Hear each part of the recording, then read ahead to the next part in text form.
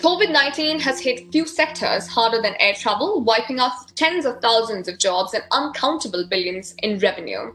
They were affected in two ways. Most obviously, there was the fear of contagion, and second, the tumbling economy. And it's probably the first time the industry has had to deal with both of these things at the same time for such a long period of time. IATA has said that airlines are expected to lose $84.3 billion in 2020. Revenues will fall 50% to $419 billion from $838 billion last year. While most fleets were grounded, the industry was forced to reimagine its future. And to discuss just that, on this episode of the Power Panel, we have Shukri Eid, Managing Director, Gulf Region at Cisco Middle East, joining us. With a key focus on digitization and Internet of Things, Shukri is helping drive Cisco's digital agenda and business strategy across the markets he oversees. We also have Leila Harb Almheiri, the CEO of Alive Group, a group of companies specialized in aviation, transportation, medical services, and public sector advisory and consultancy. And we have Robin Kamarki, the Chief Commercial Officer of Etihad Aviation Group, who is responsible for the overall commercial direction and deliverables of the core airline business and destination leisure management. Thanks so much for joining us.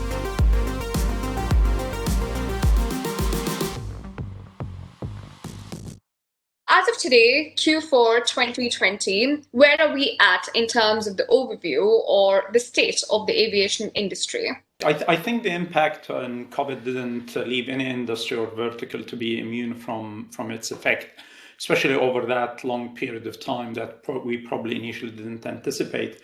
I think there are, however, few industries that definitely have been impacted quite significantly, like the hospitality industry or the travel industry in general, including aviation.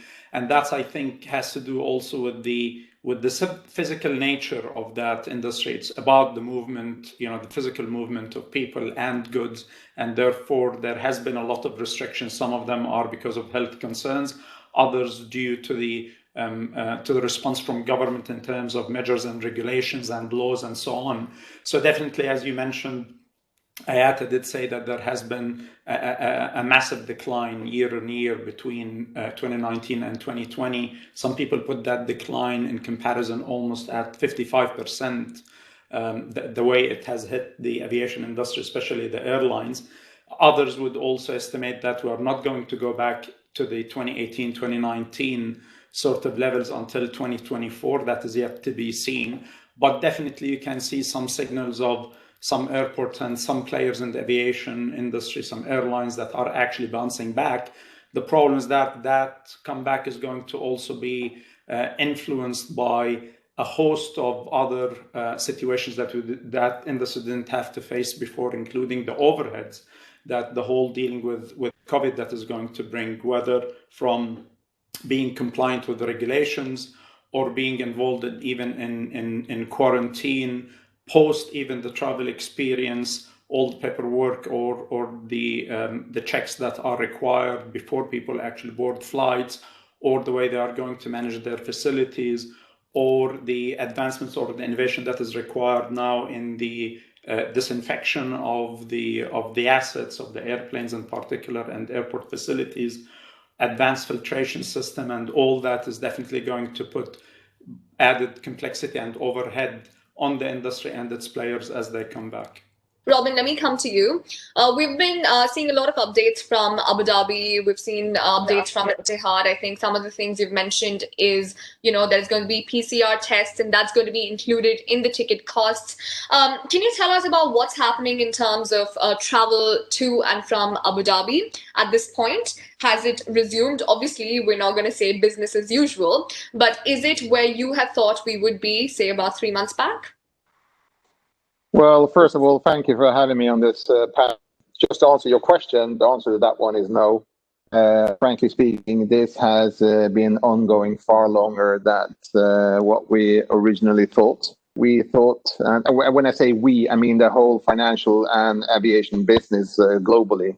If you look at the first sort of estimates that came out in March, April, and if you compare those to what we see now, it's a total different picture.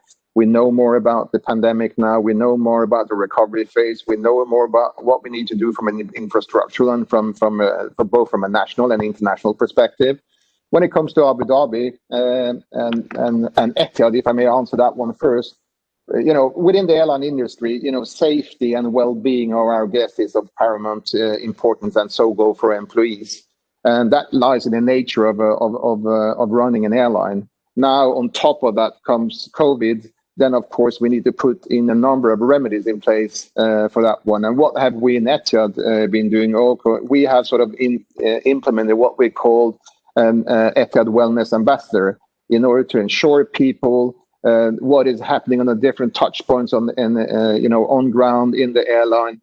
We have, as you said, introduced both PCR testing and travel insuring as part of the overall concept, and that is to sort of take away the pain points. We have introduced wellness kits, etc., all to ensure that it is safe and sound to travel. When it comes to sort of the infrastructure part of this, and I think this is part of the challenge that we see that changes around the world, and also in Abu Dhabi. Now we are back on spike number 2 in Europe. Then borders have been opened, then they close again.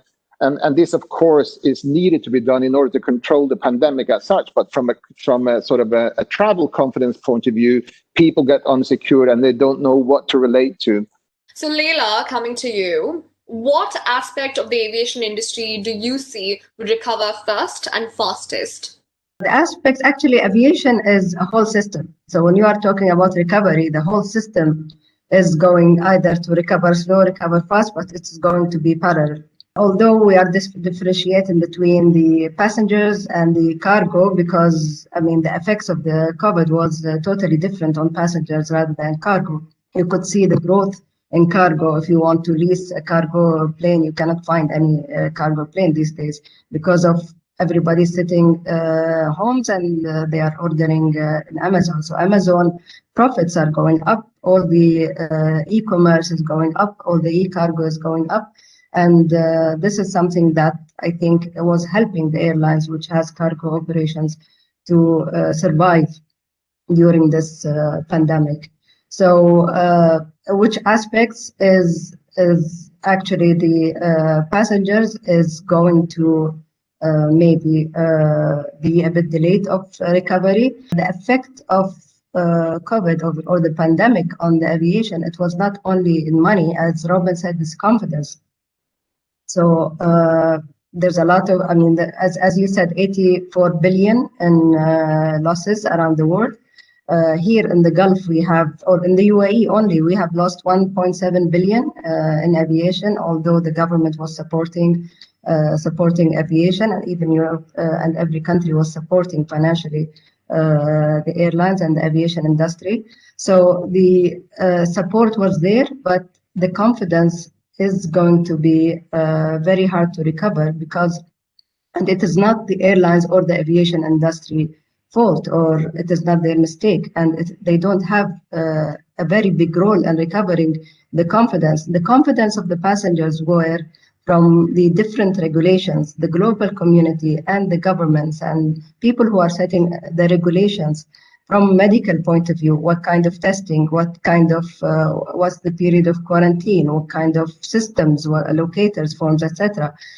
Every country are using a different system, and they are changing these systems every week, even every month. So the airlines are affected really. Even sometimes the airline staff are no longer knowing what are the updates of these regulations.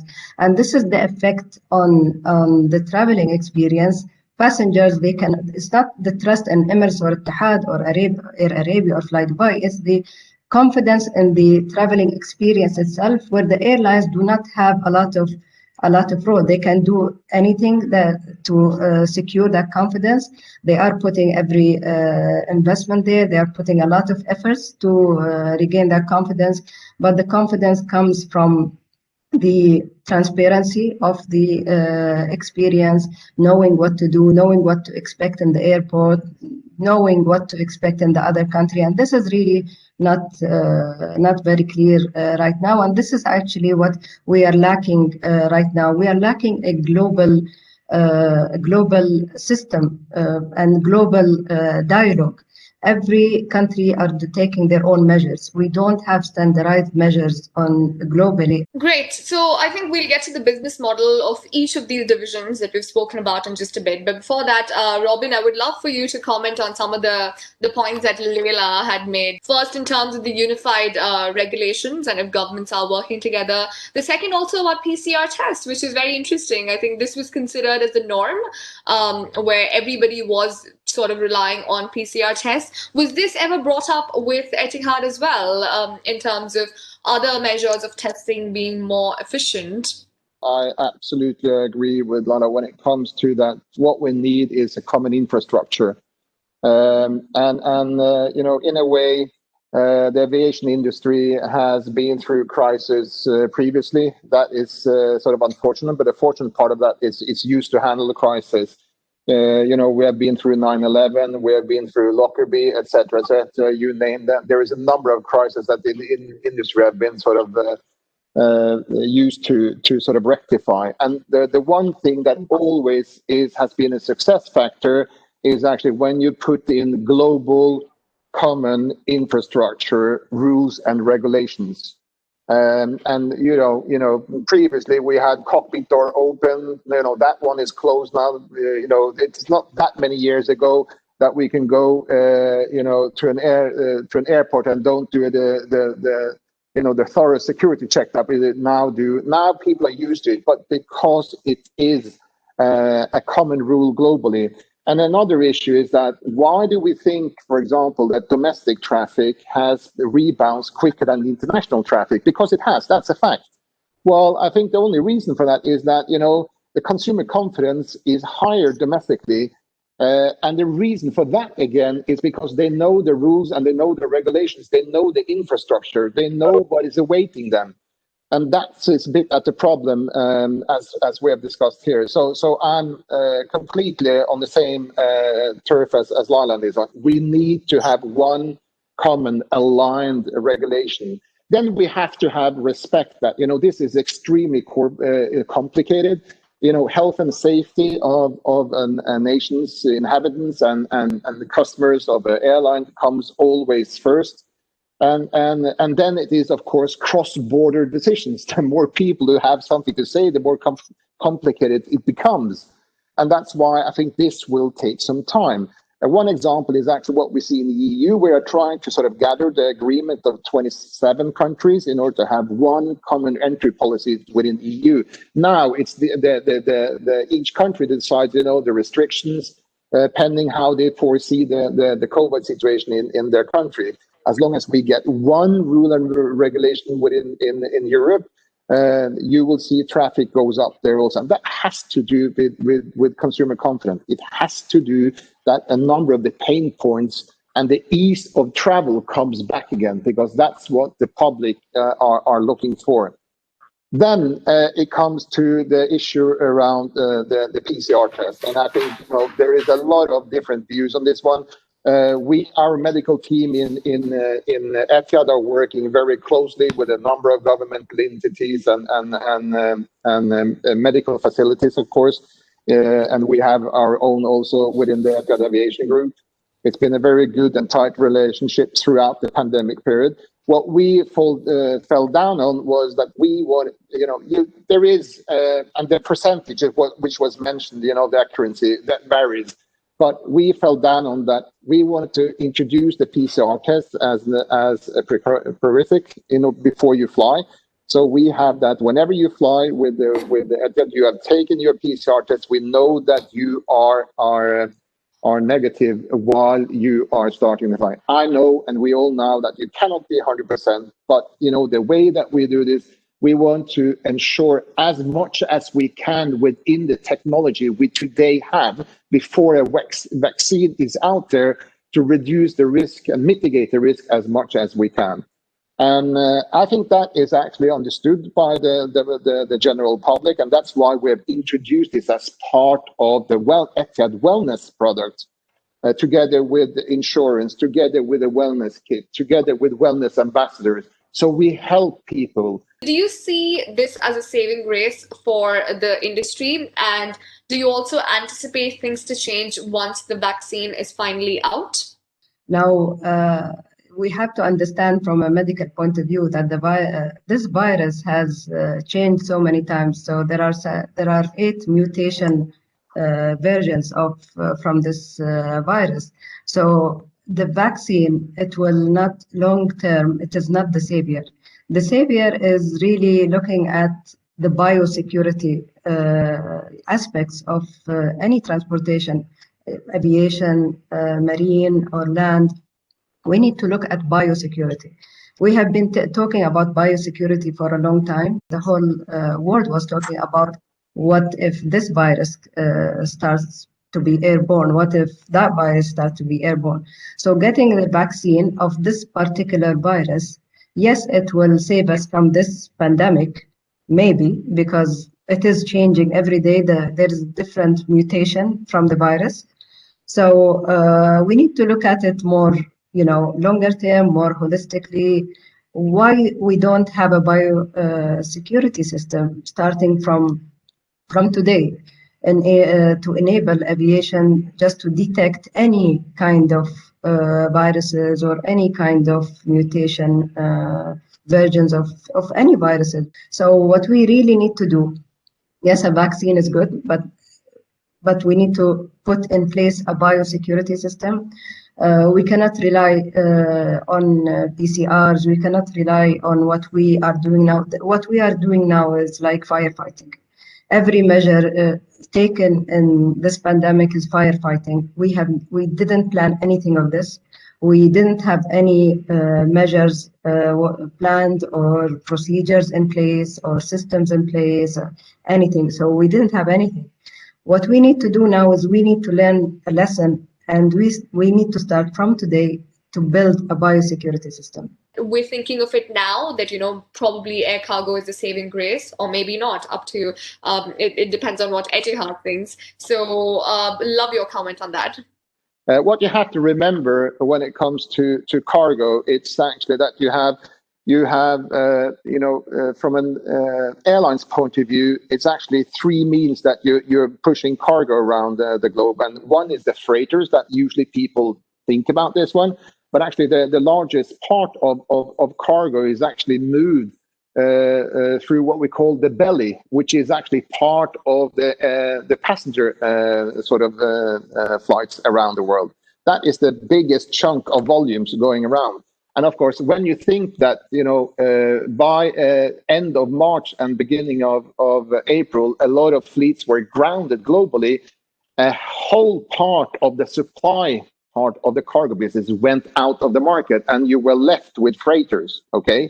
And of course, when the market goes down significantly and the demand still is there, because there was a huge demand for, pharmaceuticals, for medical supplies, and it still is.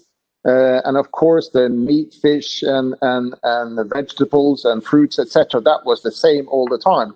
So the demand curve into the cargo business was actually the same, but the supply chain was a bit hit because the passenger aircraft were grounded. And then if you remember back to March, April, what happened was that a number of airlines, including actually Etihad, and we still do, we are flying passenger aircrafts, and we combine that with repatriation of a number of people, but had few people on board because it was restrictions, of course, for how many we could have, but we used this to boost the cargo business. So in that context, the business model has changed, and that's why I say temporarily it has changed.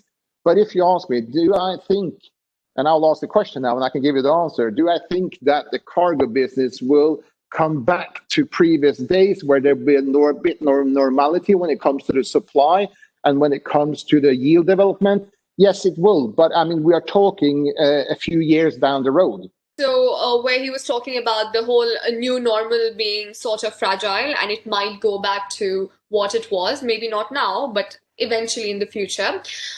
So keeping that in mind, do you think what you're saying right now with regards to more domestic travel, etc., is going to work? I don't think so, because I think the aviation industry is also facilitating other economic activities that they, on their turn, are not going to go back to normal.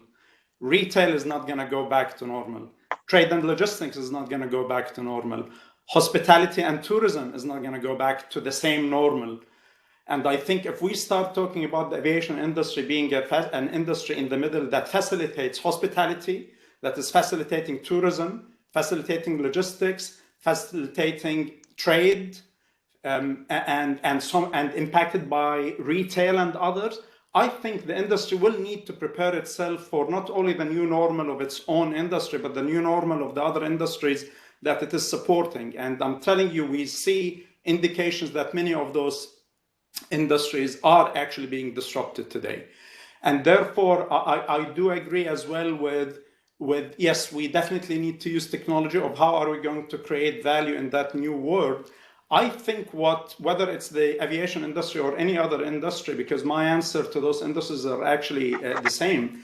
It's not about whether COVID has shifted many of those industries, but for definitely COVID has accelerated some of the trends that those industries were under for quite some time. However, there has been a further acceleration of how we need to adopt new realities on the ground and respond to them.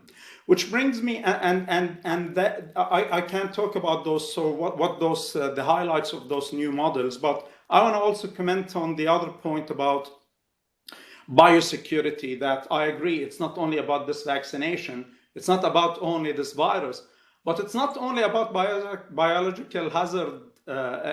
We are going to have to prepare ourselves for major disruptions. Some of them are going to be in the type of pandemics and diseases. Otherwise, they are going to be in terms of climate instances or trends, or it's a financial crisis, or it's a security emergency, or God knows what, a host of variables that are going, we cannot go and depend that this time by 2021 or so on, that's the last time we're going to be disrupted. If anything, I think we are going through a period where there will be major and continuous reason and instances of that disruption.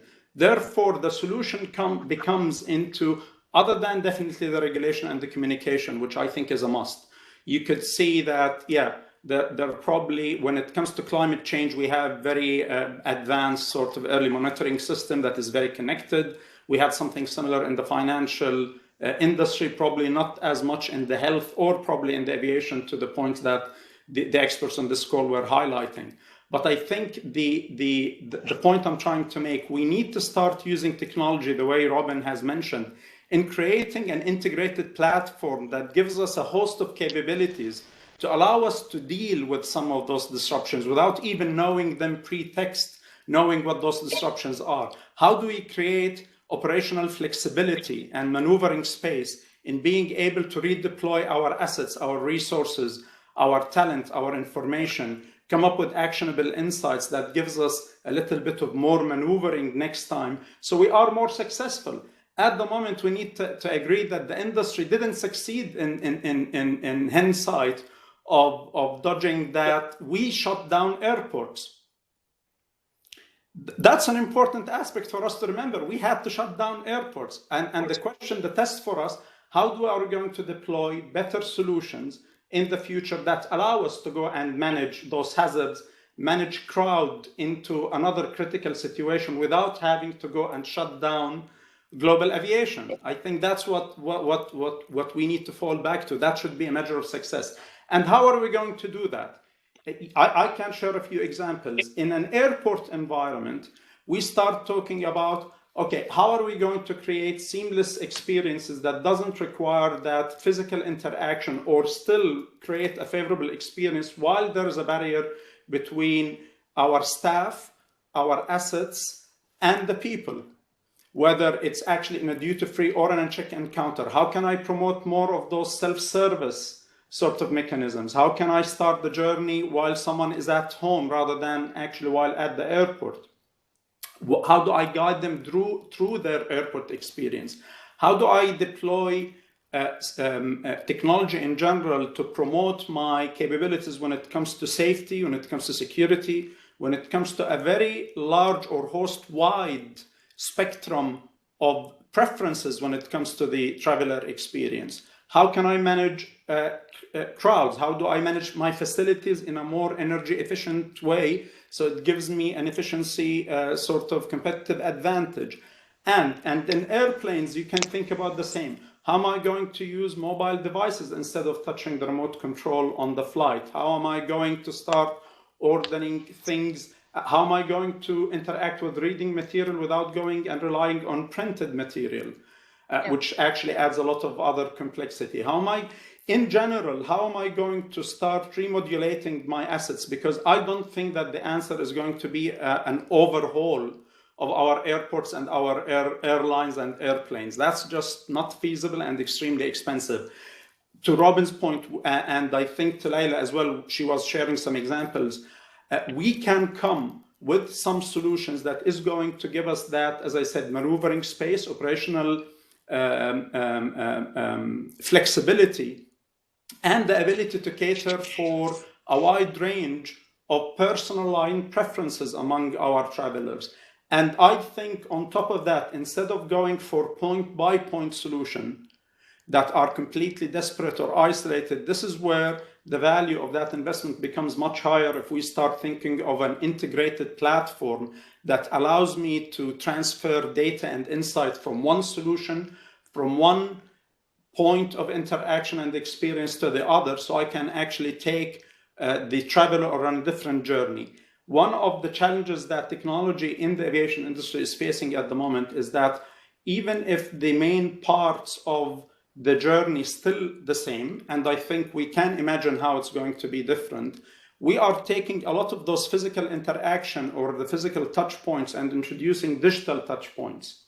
And therefore, we do need an integrated platform that allows me to add value properly on each one of those digital touch points in the traveler experience. And that's what's going to start giving us glimpses of what those new business models, whether you are an airport or an airline, some of those capabilities that you have accumulated because of that technologically enabled platform that will get you in some other, extend your value in some aspects of that digital transformation, whether it's ground transportation, whether it's on hospitality, whether it's revenue streams related to anything related to taxation or related to how we're going to transform the duty-free experience within airports or on the airplane. So what do you say to all of these suppliers? I mean, if COVID wasn't a situation right now, we probably wouldn't have seen this adoption of digital technologies and digital solutions. That's because of the lack of, direct results. So in such a situation, what would you say, Leila? When we talk about technology and how to prioritize, you cannot apply technology everywhere. Okay, so that you need to prioritize. And how to prioritize? Prioritization for the airline is what kind of efficiency it will bring into the business, and what kind of, and how to link that efficiency into money value. If there is a cost reduction or there is revenue. So that is something that the suppliers should demonstrate to the airlines, and it is sometimes it's very difficult because the supplier is looking at one piece while it has to be plugged in a whole body in the airline, and then you can see what is the impact on the overall return of investment. So it is a very difficult thing for supplier to demonstrate. While the airlines had a different criteria of where, what, when to apply technology. And I really don't agree that they are very slow. The airlines are very slow in applying technology. They are very, very, very technology savvy. I mean, every technology in the world they will apply, especially here in the UAE. Etihad has an innovation hub. Emirates has an innovation hub, and their big chunk of their investment is in their R&D and their innovation centers. And they are really. Again, I'm not an airline, but I was, in the civil aviation. I was the external director of aviation strategy and international affairs, and I used to negotiate for them globally. And I could see that, value they bring from their technological advancement, even into to other countries, is huge and not comparable to any other. Couple of aspects from my side. I don't agree that airlines globally has been, tech slowers or tech slowers. Not at all. I mean, if I'm going to break this up, and I mean, if you look from, first of all, this industry is an industry that sort of popped up commercially, from the 20s and onwards. But I mean, if you take technology development from 1960s to 2000, 2005, actually airlines was in the forefront. They have, yes, been surpassed by all, and thanks for that, I have to say, with all the innovative that has happened from the sort of the millenniums, I have to say, from the 2000, 2005, 10 and onwards, then it's been surpassed. What we tend to forget sometimes when we're talking about airlines, remember, they were the first that had, you had your inventory globally, and you knew it in an instant of a second, which inventory you had where.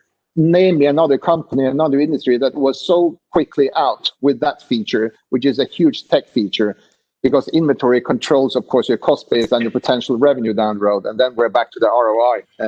But anyhow, I think one of the reasons why airlines and aviation and transportation has been sort of lagging behind, first of all, the innovation rate have really have a sort of a hockey stick and really gone up the last 10, 15 years, which I think is a great news for the world. And that will help us down the road.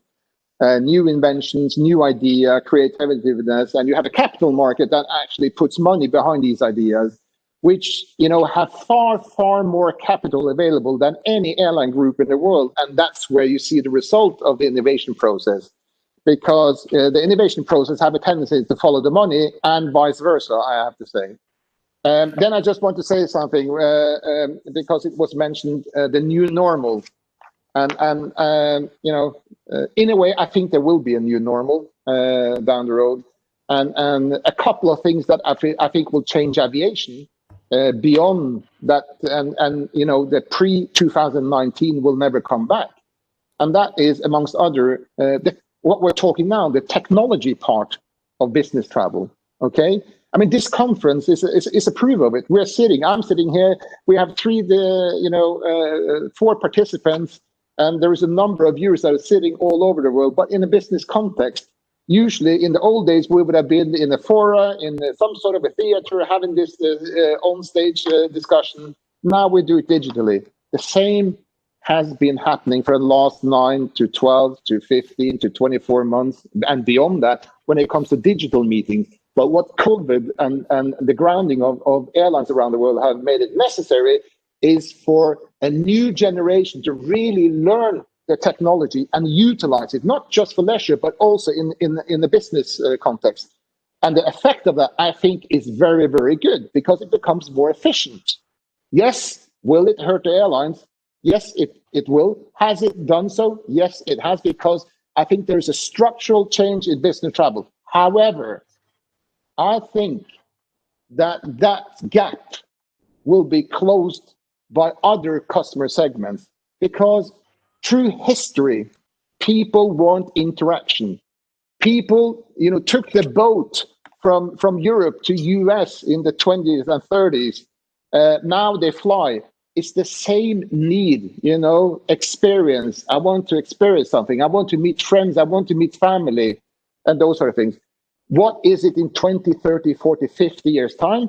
What is the means of transport? I don't know. Is it a hyperloop? Is it aviation? Is it something else? Who knows? Is it a drone that takes it from here to Dubai and back? Who knows? But what I know is the following. I can guarantee you that the need for people to interact will still be there in 50, 100, 200 years. And that need drives the demand for transportation services.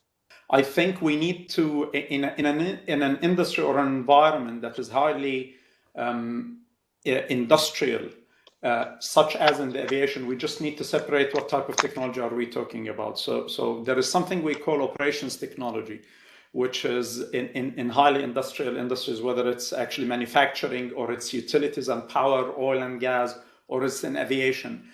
And those are very critical, and they follow a very different priority, because technology in an airline, the airport is a piece of a highly technologically advanced facility. The airplane is a state-of-the-art sort of technology of what human beings have been able to do. And that technology is slowly or slower moving simply because it's supposed to answer for criteria around safety, reliability. So you don't play with it every day. It needs to be well tested. It needs to be extremely reliable. It cannot fail. And it's also highly regulated environment. And therefore, it's not about, let's have another app and let's see what that does. And if it doesn't work, we're going to release the next version. So I think you start talking about highly critical operational assets when it comes to technology. And those are the operations technology. And it's very sensitive, as I said, highly regulated, extremely expensive, built for reliability, rather than what's the new thing. I think when we start talking about information technology, this is where you can see a speed and of the uptake in terms of those capabilities. And to the point made earlier about, is there a return on investment when you apply that? Absolutely. The question is, with time, we are going to start serving different motives and different operational priority depending on which phase we are in. Let me give you an example. Dubai Airport here in Dubai, when we go to the supplier conference or ceremony for Dubai Electricity and Water Authority, is recognized as one of the largest customers that the utility will ever have because of the energy consumption in a massive facility like Dubai Airport, and I think most of the airports around the world. If we are today deploying technology in a way that can increase the efficiency of how those facilities are actually being used, which is something we are in discussion with, your operating expenses come much lower, your ability to compete and become less expensive in terms of what you charge airlines for landing slots and takeoff slots becomes even more. The fact that you are green and your carbon emission comes down, and that's all tangible, that's all direct. In an airline, if you actually use information technology in a way that can either reduce churn away from your registration system, your booking system, we are able to measure application monitoring and security to the extent that we can say to an airline today, on a Monday afternoon, the login of a customer to your booking system should take around 1.5 seconds. It surged to 2 seconds, and that is actually calling for a problem. And if it gets to a certain point, people are going to turn to another booking system. This is lost revenue. This is a specific return on investment that airlines is going to lose if we are unable to give them that actionable insight. If we are able also to, through the use of technology, only by marginally reducing the no-show for on a flight, that also goes directly to return investment of how we use that technology and can actually drive whether it's better operational efficiency, reduce cost, and so on. It depends on the phase we are in. At a time where, for example, I remember a case with Emirates Airlines, at a time where Emirates Airlines is, for example, or any other airline for that matter, was trying to maximize the occupancy rate and the return time, so maximizing the amount of time that an airplane is in the air. We were brought to go and check, can we improve the way that spare parts and assets within the maintenance hangars are actually being located much faster? Why? Because if we manage to do that slightly better and get that aircraft out of the maintenance hangar one day before it was scheduled, the return on investment is massive, is much bigger than how much this solution is going to cost for the next 5 years. However, this today, with 80% of probably the passenger flights at the moment, the fleets are on the ground and are not working, that becomes less of a priority. And we need to find the other priority under this current pandemic situation that technology can still serve. And that's what I meant by, once you have that platform, you can start adding more use cases that are dictated by the current situation, and they have a higher return on investment simply because of the phase we are in.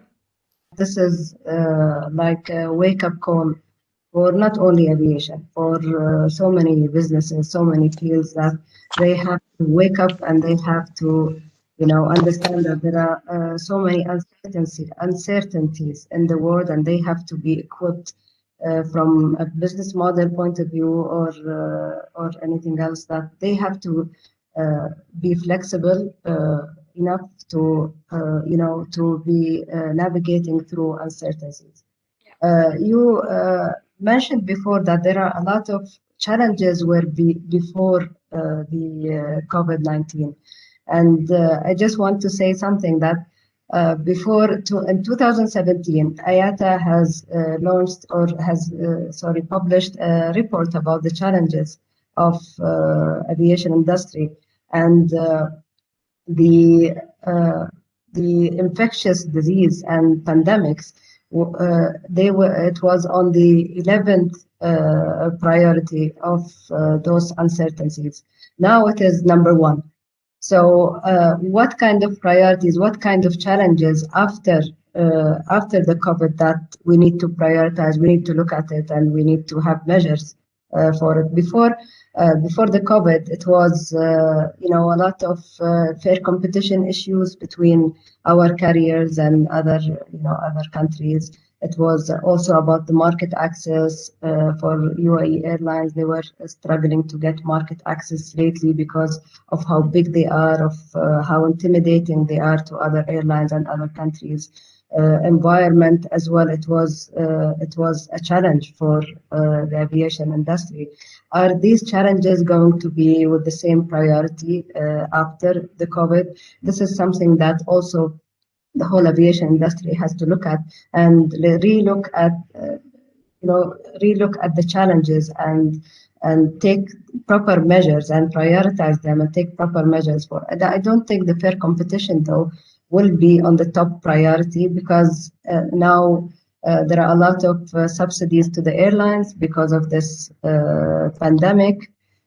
So the fair competition challenge wouldn't be, from my opinion, it wouldn't be on the top of the challenges for the airlines, because it will be parked aside until the whole aviation industry recovers from this pandemic.